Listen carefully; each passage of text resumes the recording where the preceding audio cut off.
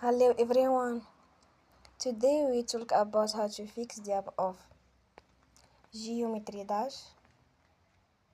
We will go to settings, then we click on apps. After that we search the app Geometry Dash and we click. They will on for stop. After that you will go to storage. Then we click on clear cache.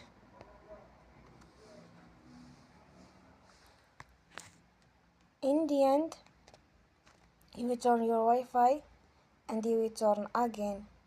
Don't forget to support us by like and subscribe. See you next time and thank you for watching.